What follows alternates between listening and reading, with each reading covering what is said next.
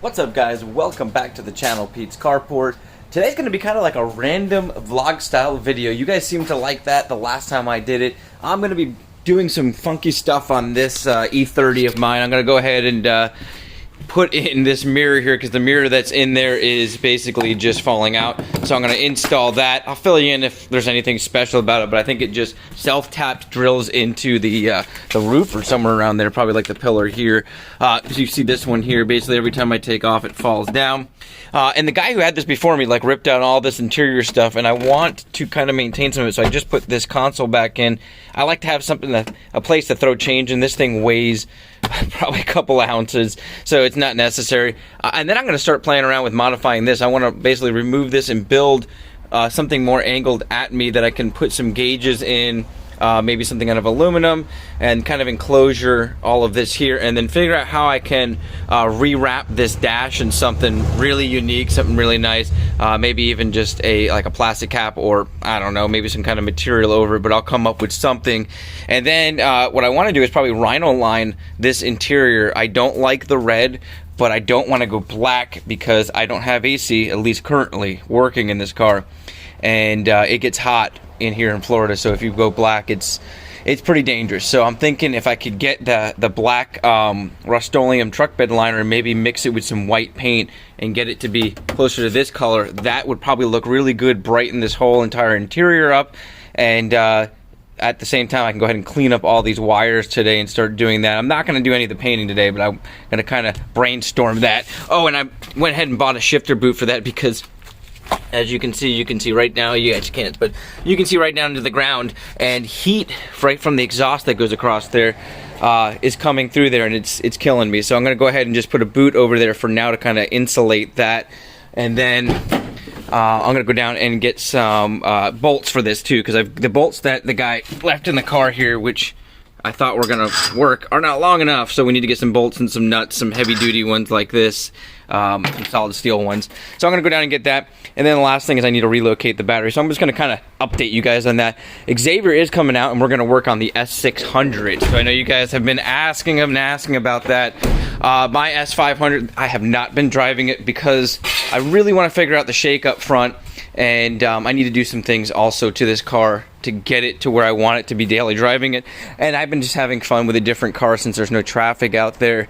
And that E30 has just been a blast these last few days. So here's that S600 coupe that I was mentioning that you guys absolutely love. Xavier will be out here soon, and we'll go ahead and play around with both these cars. So I just went down and got this little shifter boot here to go in that E30. So let's go ahead and pop that in. So Zay's arrived, and we've got the V12 pulled up. Unfortunately, it's a really crappy day outside, so hopefully we can get done what we want to get done. We got to basically, what are we going to do? Switch around the cam sensors. So last time we didn't really fill you guys in because we did a lot of stuff off camera, but this entire bank here, we tested it out. We pulled off individually each one of the coil packs, and this whole entire side is not working. On this side here, only one of the coil packs wasn't working, so we think it's something to do with this bank over here just not functioning. So we're going to try out a couple of things. He went on some forums and people told him what to do, so we're going to try those out. We'll fill you guys in. We're going to get started. He also just got all the spark plugs from FCP Euro, so that is awesome. So we'll be able to put all brand new spark plugs in there at the least. And he's got a buddy that owns a shop that we're probably going to end up towing it over to. We want to see if we can resolve this now. And a lot of you guys have been asking about this car. Some of you guys haven't seen the videos on this. This might be your first video watching. But a lot of you guys really wanted to see what we're going to be doing to this. And this is really the first step. Let's get this thing running perfect. That's what he wanted to get done. And then the interior and all that other stuff will be down the road. So let's get started. We're going to get set up, and I'll fill you guys in where we're at. Alright guys, so we played around with a bunch of stuff up here. We went ahead and made sure this whole bank is not working because we basically pulled individually off again just to make sure. We jumped up under here to check the fuses, and this one is blown. So we just went ahead and grabbed one from the sedan. I'm going to try to put this in. I mean, it's raining right now, so we're trying to get this stuff done as quick as we can. Go ahead and start it up. That fuse is going in really loose though. Yeah. Can you get around the other side, or are you going to just reach through? He's going to reach through. Let's see. We'll show you guys if it continues to idle the way it was. It basically feels like it's running on just a few cylinders.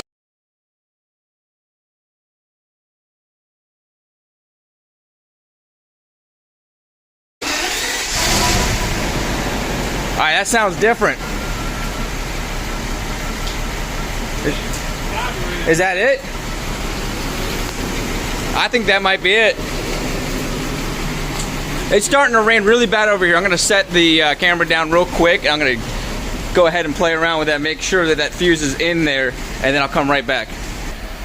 So we played around with it. That spark, that fuse was definitely blown, but we're still not getting any spark on this side. It felt like it was running better, but for some reason this car doesn't run too bad on half the cylinders, which is kind of amazing. But we decided it's starting to rain really hard. We're gonna basically now get the tow truck, tow it over to his friend's house so he can put it on the star diagnostics, figure out exactly what's going on. And if you hear the exhaust, and when I revved it, it blew out some nasty smoke, and we're wondering if it's O2 sensor, cats, or anything like that too causing issues. But obviously the spark is another issue, so we got to figure that out. So we'll be giving you guys updates. We were hoping to get something done today, but with all this terrible weather right now, and we really don't have much coverage, there's no point in us messing around with it. He's got to work the rest of the week, and so do I. So we want to get this over there. So I'm going to go ahead and get the tow truck company. Sorry it wasn't the best video for you guys, but you got to saw the S600 again, which is an amazing car, and it will be back. We'll have this thing running great, and hopefully we can figure out what's wrong with it, maybe fix it ourselves, but we're going to send it over to the shop. So guys, kind of sucks that we couldn't get the V12 running, or at least couldn't play around with it more because it just started to pour. Xavier only had that day off this week, and we had the capability of getting this thing towed over to his, it's basically a friend of the family's that's a certified Mercedes mechanic. So he really knows what he's doing. He's worked on these V12 many times, and he thinks he might know what the issue is. So instead of us trying to figure it out in the rain and possibly getting something wet that we shouldn't have gotten wet, because as you guys know, this thing got completely blown away several months ago, and just haven't had the funding or the time to even try to figure out a resolution. So anytime it rains like this, we run into an issue. So best bet was to get this over to somebody who really knew what they were doing, that could look at it in a matter of minutes, throw it on Star Diagnostics, and get the car running properly. And he's really not even going to charge him much, just a diagnostics fee. We'll probably take care of doing the labor once we know exactly what's wrong with it, unless it's something very inexpensive, then he'll go ahead and take care of it. But there will be absolutely a big update on that car, and hopefully the next time you see it, it's running perfect. We'll take it for a drive. On to the BMW. I've got great news and I've got some really crappy news. So let's start with the great news. As you can see, it's up on jack stands. That's not the great news. Great news is I found a really cool shifter boot up at the store that fit in here really nicely. I went ahead, I might have mentioned this, put this center console in with the cover there. The gentleman who sold me the vehicle had a box full of stuff, even told me he has the rear seat, some of the door paneling and stuff like that. But I think we're gonna go full custom. We're gonna basically make some door panels. We're probably gonna rhino line the inside here. And then I went ahead and got the mirror put in. I absolutely love how that looks in there. It actually functions really well. I was able to drive this car around yesterday with that in there until the issue that I'm about to explain to you happened. Now, one other really cool thing is this thing had an AC, like I said, and it was already switched over to the R134. So I decided, why not try to fill it? And I went ahead and put some coolant in it. So far it's holding. I don't see any leaks, but you know, we're gonna run some leak detector through it next time. And it blows cold, so the compressor kicked on. So that was really, really good news. Now for the bad news. I was driving it back from the auto parts store yesterday, and unfortunately I heard a whining noise. It got worse and worse. Now it's only probably 2 miles down the road, this store. And as I was coming down into this facility, it kind of got into a grinding noise, and I thought the differential was shot. I thought something in the rear end. We took a look at it. We thought it even might be something caught in the brakes, because it would just make this noise as it was coming down the road. We got it up in the air. We were able to basically play around with spinning the wheels, couldn't hear anything, and then I put it into drive and we could hear it, so we knew it was coming from probably the drive shaft or the differential. Went ahead and got under the car again with the car out of gear and turned the drive shaft, and dang, it was the bearing. So the center support bearing basically blew out, and it's just grinding on itself. So I'm going to show you guys what that sounds like.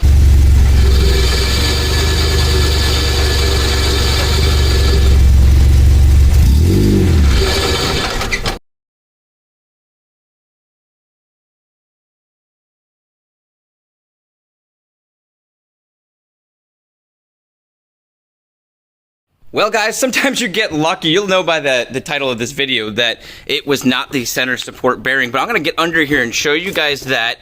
I'm going to show you guys the shifter area, because we're going to be doing all of this anyways at some point. The shifter probably very soon, now that I don't have to spend any money or time on the center support bearing. So the center support bearing is going to be right inside there. You can even see it better from the other side, but that's the bolts for it. And you can see I have full access to my drive shaft pretty much both directions. Now, this is the new exhaust here, and unfortunately a plastic bag got caught up under here and just melted to it. I knew I smelled something, and I'm hoping I can get that off, scraping it off. But a couple of you guys asked to see this exhaust, and this is 2.5 inches from this point here. So they kept the stock pipe from down so that they can keep the O2 sensor probably. And then they replaced it with just straight 2.5 all the way down until that HKS muffler down there, which had 2.5 inch on it. That's why they went that route. So you guys can see that. Now, this was the issue. It's kind of terrible. So if you see that, now I only went, like I said, maybe a mile down the road and came back. You can see the drive shaft is all kind of ground up there. We had just put in the roll cage, and I put in the support braces right before I went to the store. So I'd already been driving it with the roll cage in there, but I went ahead and wedged in, and that was not an easy process. I actually had to jack up the floor, and I realized the jack was in the car on the floor and probably pressed in the floor right there so that it was touching our drive shaft. As you guys can see, basically what happened was this drive shaft has been rubbing right there. So I went ahead and got a screwdriver and a hammer and got it to go up under there and pressed that metal weight right back up, hit it really hard a bunch of times straight on, and then kind of wedged it in there to press it back up. Hopefully the drive shaft is still good, in balance and all that stuff. I don't think it would have done any damage because I wasn't driving it more than a mile, and it was just rubbing against it, so it didn't rip anything off, but it could have, you know, if it was pressing on hard enough. So I think I got it now. I already went ahead and started the car up a couple different times after banging it out, and it sounds like it's doing better. So I'm going to go ahead and take it down now. That's good news for me. And shifter linkage is going to be right, hopefully we can get the angle. Let's see. It's right there, and this thing is insanely loose. You can see the play. So that is right above the drive shaft there. And all these bushings that run along this need to be changed, and they do make some aftermarket replacement parts too to get rid of even more of the play. This rod here, they sell a double-sided rod with a pin instead of the one that's on there, and we'll talk about that in an upcoming video. We're going to go ahead and order in some of those parts probably here very soon and go ahead and replace all that out. I hope that helps you guys out. This is a little better look at the exhaust going down. Unfortunately, I got that plastic bag that just melted to it, and that's just the stock pipe right up to that. So that's what we've got, just so you guys know. Alright guys, so I'm going to let this thing down and I'll finish off this video, and hopefully everything's going to work great. I'm also working on a video coming out hopefully soon on port and polishing. This is the performance head going on our Austin Healey Sprite race car, so if you guys are into that, that'll be coming out soon as well too. So got the car back, and yes, it is driving perfect again. Well, not perfect, but it's driving as good as it was. Awesome thing too, the AC is blowing super cold, so that is definitely a fix. That was very, very shocking that I was able to just fill that and it's still blowing cold. So let me show you what happened. I put these two braces in, this one specifically right here, and what I did was I mounted a jack and a piece of wood right here to jack up this entire brace, because what was going on was this would not go into the top hole up over there. So I think what happened was it pressed down on some of the metal here and just barely touched the drive shaft, and that was what was rubbing. So what I was able to do was just kind of hammer that out with a screwdriver and a hammer, and I might go back down there and make sure it's not even coming close to touching. May have to change out the drive shaft in the near future, but I think we're going to be good for now. I just drove it up and down the road. Next thing is going to be relocating the battery, painting the trunk, and what we're going to do is rhino line this entire thing and get rid of any of the rust that started coming, because we had this all welded and we have to strip the metal and everything in order to weld it to the frame. So we have to go ahead and sand all that down, prime it, keep it from rusting, and then we're going to truck bed line all this probably very, very soon, because I thought I was going to have to do a center support bearing. Not a big deal if you guys got to do that. If you have questions about that, there's a lot of videos out there I can link you to, some that are better than others, and where to get the parts. FCP Euro has them by far the best product at the best price, lifetime warranty, and the Febby Bilstein with the bearing and the support was like $25, so you can't beat that, and I think it's free shipping if you spend over 50. So once again, guys, my name's Pete. This is Pete's Carport. Thanks for watching this video about kind of my stupidity at the same time. Sometimes you never know that you've done something. You think that something just happened to go wrong. This time I was able to resolve it. I was able to get the AC working. We've added some things to the interior, and it's pretty exciting. So you guys have an awesome day, a blessed week, and I'll catch you guys next time.